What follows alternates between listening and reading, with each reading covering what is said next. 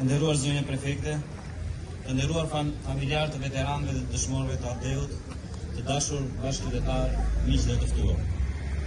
Gëzuar 18 dhjetorin, 81 vjetorin e çlirimit të Kuçovës nga pushtuesit nazifashistë. Sot, në këtë ditë të shënuar për qytetin tonë, ne ndalemi për të kujtuar, për të nderuar dhe për të reflektuar. Kjo nuk është thjesht një datë historike, është një gur themeli i identitetit tonë, i qendresës dhe i krenarisë së këtij qyteti. Liria nuk është vetëm çlirimi nga armiku jashtë. Liria është përgjegjësi, është drejtësi, është e drejta për të jetuar me dinjitet, por dhe detyrimi për të respektuar dinjitetin e tjetrit. Është një thirrje e përhershme për përmirësim, për zhvillim dhe progres. Në këtë ditë, qyteti ynë dëshirua nga robëria, fal gjakut të derdhur të bijave dhe bijve më të mirë të tij. Dëshmorët tanë nuk e patën luksin të zgjedhin një jetë tjetër. Ata zgjodhen sakrificën. Lanë pas familjen, rinin, ëndra, për të na lënë ne një amanet të shenjtë, lirinë.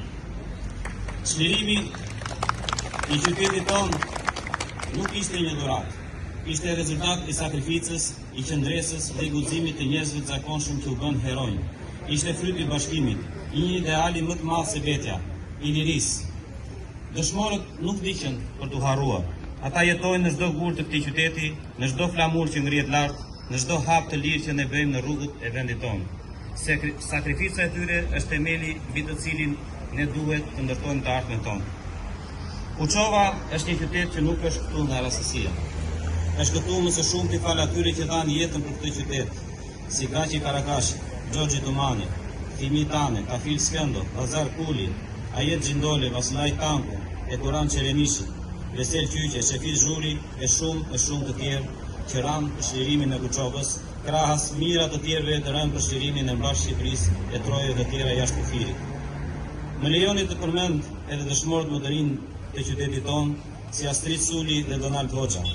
Të gjithë këta bunë më të shtrenjtë gjë jetën e tyre në themel të këtij qyteti, të Shqipërisë dhe historisë. Na jemi për jetë mirënjohës.